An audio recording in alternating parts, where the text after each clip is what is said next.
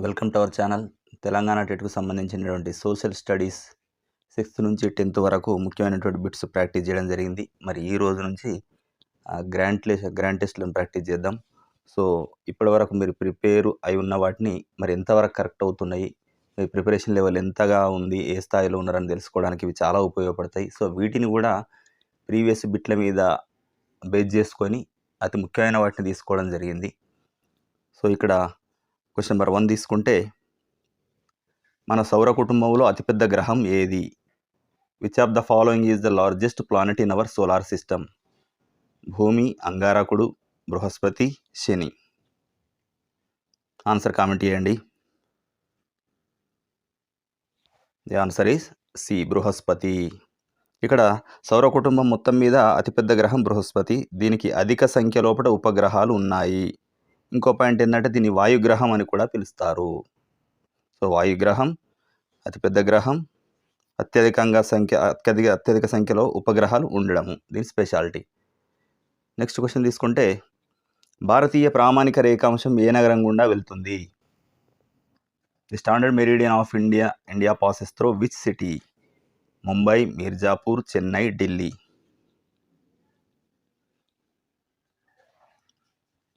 The answer is B, Mirzapur. ఇక్కడ భారతదేశ ప్రామాణిక కాల రేఖాంశం 82.5 తూర్పు రేఖాంశం అది. ఇది ఉత్తరప్రదేశ్లోని అలహాబాద్ సమీపంలో మీర్జాపూర్ గుండా వెళ్ళడం జరుగుతుంది.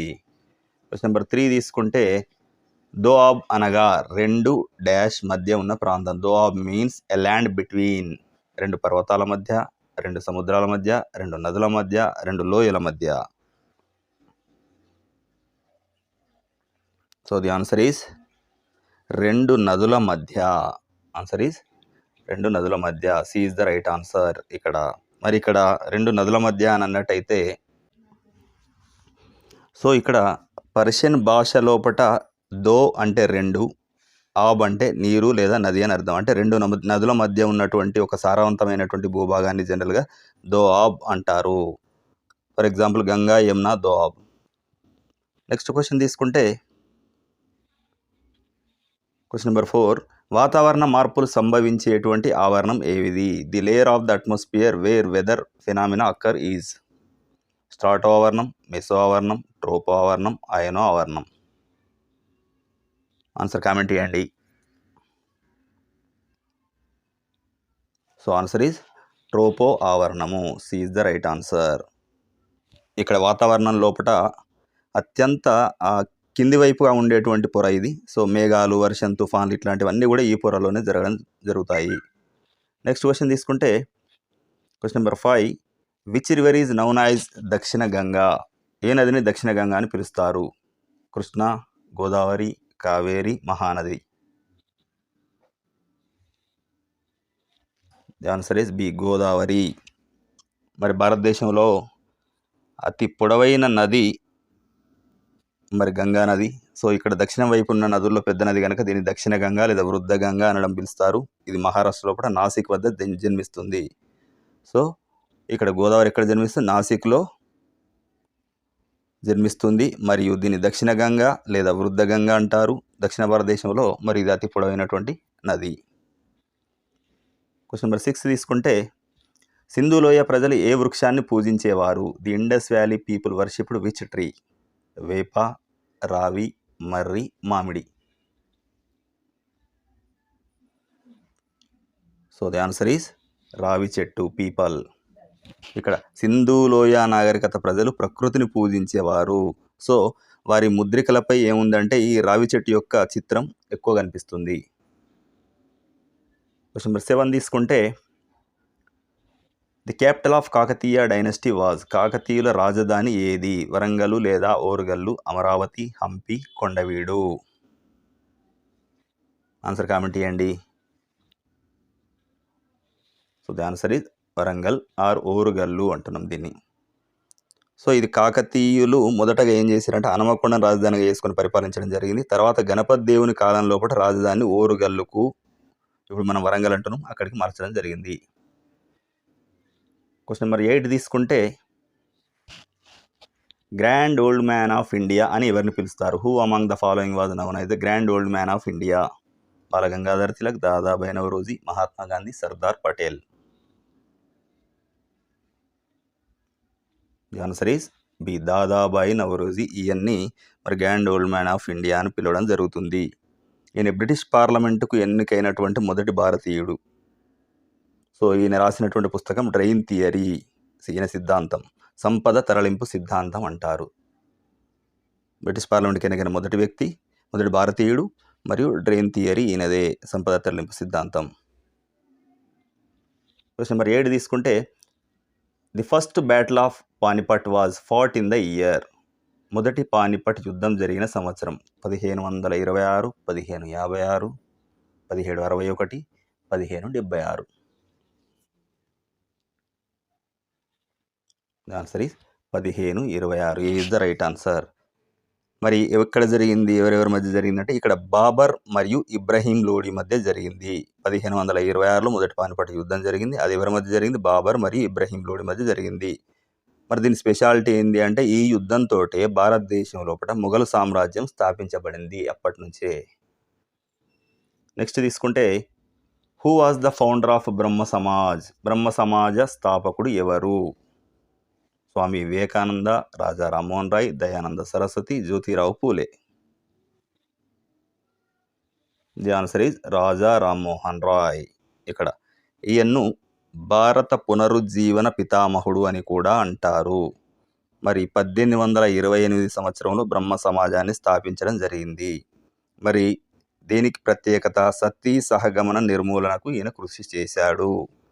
సో 3 భారత పునరుజ్జీవన పితామహుడు ఎవరు అని అడగచ్చు, 1828 సంవత్సరం అడగచ్చు. మరి దేని కొరకు ఎక్కువ కృషి చేసి సతీ సహగమన నిర్మూలనకు చేయడం జరిగింది. క్వశ్చన్ నెంబర్ 11 తీసుకుంటే, రాజ్యసభకు అధ్యక్షుడిగా ఎవరు వ్యవహరిస్తారు? Who is the chairman of Rajya Sabha?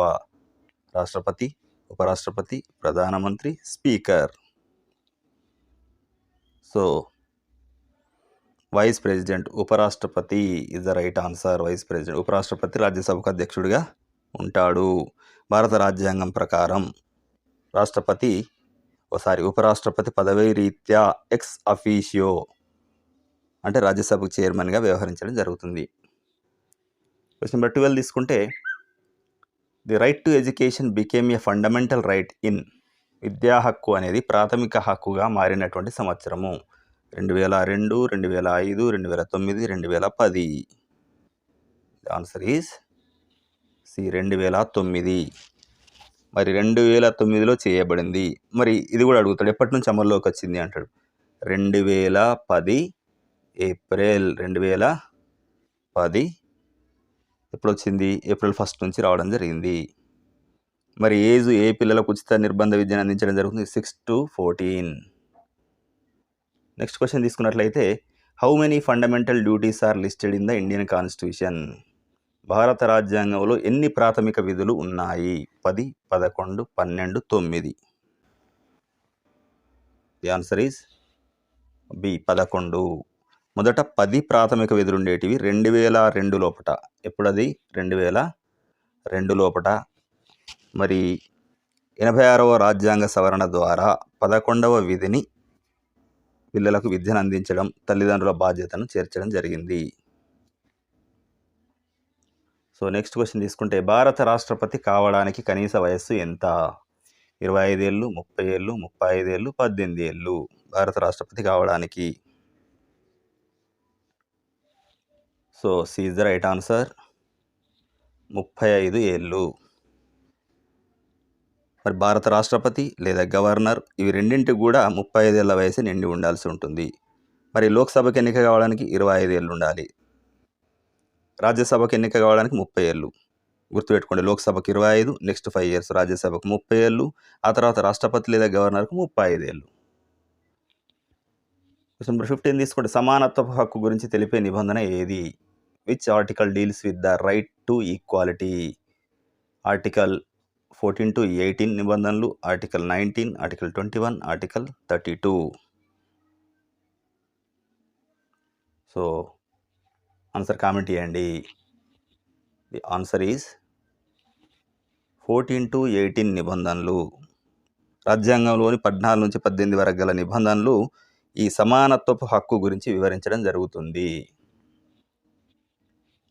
Economics సంబంధించినవి కొన్ని చూసుకుంటే, green revolution is mainly related to which crop? హరిత విప్లవం ప్రధానంగా ఏ పంటకు సంబంధించింది? పప్పుధాన్యాలు, గోధుమ, ప్రత్తి, నూనె గింజలు. సో ది ఆన్సర్ ఈజ్ గోధుమ. B is the right answer. 1960లో వచ్చినటువంటి హరిత విప్లవం వల్ల అత్యధికంగా లబ్ధి పొందినటువంటి పంట గోధుమ. మరి ఈ హరిత విప్లవ పితామహుడు అని ఎవరిని అంటారు? ఎంఎస్ స్వామినాథన్. ఎంఎస్ స్వామినాథన్ గోధుమ పంట 1960లో వచ్చింది. క్వశ్చన్ నెంబర్ 17 తీసుకుంటే, భారతదేశ జీడిపికి ఏ రంగం అత్యధికంగా తోడ్పడుతుంది? Which sector contributes the most to India's GDP? ప్రాథమిక రంగం, ద్వితీయ రంగం, తృతీయ లేదా సేవా రంగం, వ్యవసాయం. So the answer is C, తృతీయ లేదా సేవా రంగం. సో ఇక్కడ ప్రస్తుతం దాదాపు భారతదేశ జీడిపిలో 50% కంటే ఎక్కువ వాటా ఈ రంగం నుంచి రావడం జరుగుతుంది. క్వశ్చన్ నెంబర్ 18 తీసుకుంటే, భారత రిజర్వ్ బ్యాంక్ ప్రధాన కార్యాలయం ఎక్కడ ఉంది? The headquarters of the RBI is in Delhi, Mumbai, Kolkata, Hyderabad. The answer is B, Mumbai. మరి ఎప్పుడు స్థాపించబడ్డది ఆర్బిఐ? 1935 లోపల మొదట మరి కోల్కతాలో స్థాపించబడింది. కానీ దాన్ని 1930లో శాశ్వతంగా ముంబైకి మార్చబడింది కోల్కతా నుంచి.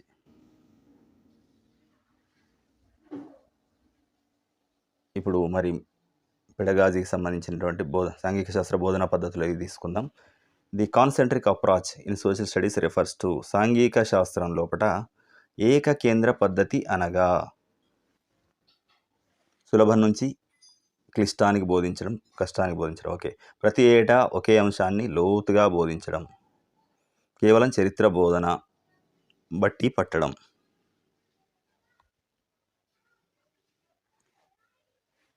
సో ఇక్కడ ఆన్సర్ ఈజ్ ఏకకేంద్ర పద్ధతి. అంటే ఇక్కడ ఏంది, ఒక విషయాన్ని ప్రతి తరగతిలో విద్యార్థి వయసును బట్టి వాళ్ళ సామర్థ్యాన్ని బట్టి లోతుగా బోధించడాన్ని ఏకకేంద్ర పద్ధతి అంటారు. ఇది సింపుల్ టు కాంప్లెక్స్ అని చెప్పడం జరుగుతుంది. Simple to complex. So A is the right answer. A is the right answer. Next question తీసుకుంటే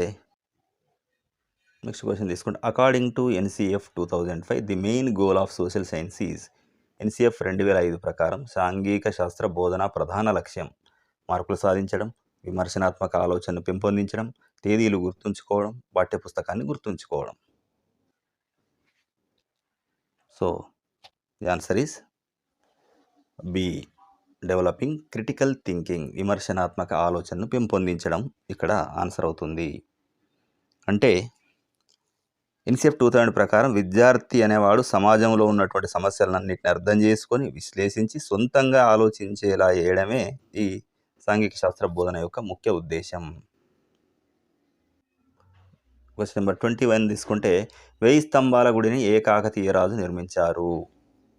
గణపతి దేవ, రుద్రదేవుడు, ప్రతాపరుద్రుడు, రాణి రుద్రమదేవి. మరి రైట్ ఆన్సర్ ఈజ్ బి, రుద్రదేవుడు. మరి ఏ సంవత్సరం నిర్మించాడు? 1163 సంవత్సరం లోపట హనుమకొండ లోపట ఈ 1000 స్తంభాల గుడి నిర్మించడం జరిగింది. ఇది త్రికూటాలయ శైలిలో ఉంటుంది. 3 పాయింట్లు గుర్తుపెట్టుకోండి. రుద్రదేవుడు నిర్మించిండు, త్రికూటాలయ శైలిలో ఉంటుంది, మరి 1163లో వచ్చింది. ఇది దీనికి సంబంధించినటువంటి. నెక్స్ట్ క్వశ్చన్ తీసుకుంటే, తెలంగాణ రాష్ట్రంలో ఎత్తైన శిఖరం ఏది? The highest peak in Telangana state is. Ananthagiri, Doligutta, Rakiguttalu, Lakshmidevipalli. The right answer is Doligutta. Right answer is Doligutta. So ఇక్కడ మరి డోలిగుట్ట ఎక్కడుంది? ఇది ములుగు జిల్లాలోని వాజేడు మండలం దగ్గర ఉంది. దీని ఎత్తు సుమారు 965 మీటర్లు. ఇది దీని యొక్క స్పెషాలిటీ. నెక్స్ట్ తీసుకుంటే క్వశ్చన్ నెంబర్ 23 తీసుకుంటే ముల్కీ నిబంధనలకు సంబంధించి 1919లో ఫర్మానా జారీ చేసిన నిజాం ఎవరు? విచ్ నిజాం ఇష్యూడ్ ద 1919 ఫర్మానా రిగార్డింగ్ ముల్కీ రూల్స్? ముల్కీ నిబంధనలకు సంబంధించి 1919లో ఫర్మానా జారీ చేసిన నిజాం ఎవరు? ఇక్కడ నాసిరుద్దౌలా, మీర్ మహబూబ్ అలీ ఖాన్, మీర్ ఉస్మాన్ అలీ ఖాన్, అఫ్జలుద్దౌలా. ఆన్సర్ కామెంట్ చేయండి.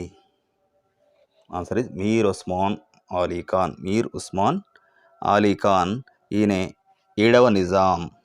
ఈయన కాలం లోపల ఏం చేసిండంటే స్థానికంగా ఉండేటువంటి వాళ్ళకు స్థానికులు ఉన్నప్పుడు ముల్కీలు అనేవాళ్ళు. ఈ ముల్కీలకు ఉద్యోగాల్లో ప్రాధాన్యత ఇవ్వాలనే ఉద్దేశంతో 1919లో ఒక చారిత్రక ఫర్మానా జారీ చేయబడింది. 24 తీసుకుంటే సమ్మక్క సారక్క జాతరను ప్రతి ఎన్ని సంవత్సరాలకు ఒకసారి జరుపుకుంటారు? ది సమ్మక్క సారక్క జాతర is celebrated once in every dash years. So the answer is 2 years. Answer is 2 years. మరి ఇది ఆసియా లోపలనే అతిపెద్ద గిరిజన జాతర. ఇలా అడగడం జరుగుతుంది క్వశ్చన్. ప్రతి 2 సంవత్సరాలకు ఒకసారి జరుపుకుంటారు. నెక్స్ట్ తీసుకుంటే క్వశ్చన్ నెంబర్ 25. మూసీ నది ఈ క్రింది ఏ నదిలో కలుస్తుంది? The river Musi joins which of the following rivers? Godavari, Krishna, Tungabhadra మరియు Penna. The answer is B, Krishna నది. మూసీ నది అనేది అనంతగిరి కొండల్లో పుడుతుంది. నల్గొండ జిల్లాలోని వాడపల్లి వద్ద కృష్ణా నదిలో కలుస్తుంది. సో ఇది మూసీ నది యొక్క కథ. నెక్స్ట్ మరి which soil is known as regur soil? ఏ నేలను రేగూర్ నేలలు అని పిలుస్తారు? ఎర్ర నేలలు, నల్లరేగడి నేలలు, ఒండ్రు నేలలు, లేటరైట్ నేలలు. సో ది ఆన్సర్ ఈజ్ నల్లరేగడి నేలలు. మరి వీటిని మనము రేగడి నేలలు అని అంటారు. ఎందుకంటే ఇవి లావాశిలల నుంచి ఏర్పడతాయి. లావాశిలలు ఏవైతే ఉంటే వాటి నుంచి ఏర్పడతాయి. మరియు ఇవి తేమను పట్టుకొని ఉంచుతాయి. పత్తికి బాగా అనుకూలం. తేమను పట్టి ఉంచేటువంటి నేల అంటే ఇదే. పత్తికి అనుకూలంగా ఉండేది ఇదే.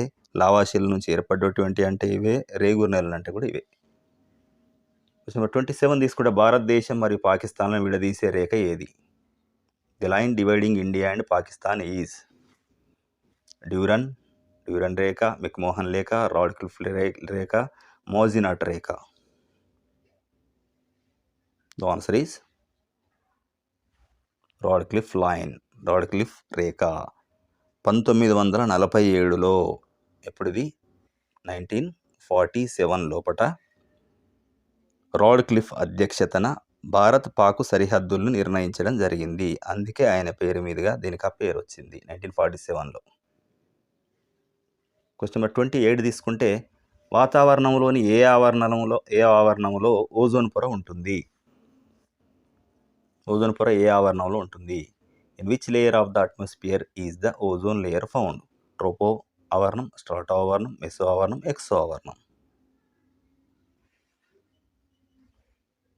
ది ఆన్సర్ ఈజ్ స్ట్రాటో ఆవరణం, stratosphere. Answer is stratosphere. So ఇక్కడ ఓజోన్ పొర అంటే O3 అంటారు. దీన్ని O3 అని కూడా అంటారు. ఇది సూర్యుడి నుంచి వచ్చేటువంటి యూవీ రేస్, అతి నీలలోహిత కిరణాల నుంచి మనల్ని కాపాడుతుంది. క్వశ్చన్ నెంబర్ 29 తీసుకుంటే సైలెంట్ వ్యాలీ నేషనల్ పార్క్ ఏ రాష్ట్రంలో ఉంది? Silent valley national park is located in which state? Karnataka, Tamil Nadu, Kerala, Andhra Pradesh. So the answer is C, Kerala. మరి ఎక్కడుంది సైలెంట్ వ్యాలీ? పాలక్కడ్ జిల్లాలో ఉంది. ఇది జీవ వైవిధ్యానికి ప్రసిద్ధి. సింహం తోక కోతులు ఇక్కడ కనిపిస్తాయి. లయన్ టెయిల్డ్ మఖా, ఇవి సింహం తోక కోతులు ఇక్కడ కనిపించడం జరుగుతుంది. Special. Which is the oldest fold mountain range in the world? Oldest fold mountain, ప్రపంచంలోని అతి పురాతన ముడత పర్వత శ్రేణి ఏది? హిమాలయాలు, యాండీస్, అరావలి పర్వతాలు, రాకీ పర్వతాలు. The answer is C, Aravalli పర్వతాలు. ఇవి భారతదేశంలోనే కాదు ప్రపంచంలో కూడా అత్యంత పురాతనమైనటువంటి ముడత పర్వతాలు. మరి వీటిలో ఎత్తైన శిఖరం ఏది అని అడుగుతారు. గురు శిఖార్ శిఖరం. గురు శిఖార్ భారతదేశంలో అని అడిగినా ఇదే ఆన్సర్, ప్రపంచంలో అన్నా కూడా పురాతన ముడత పర్వతాలు ఇదే ఆన్సర్.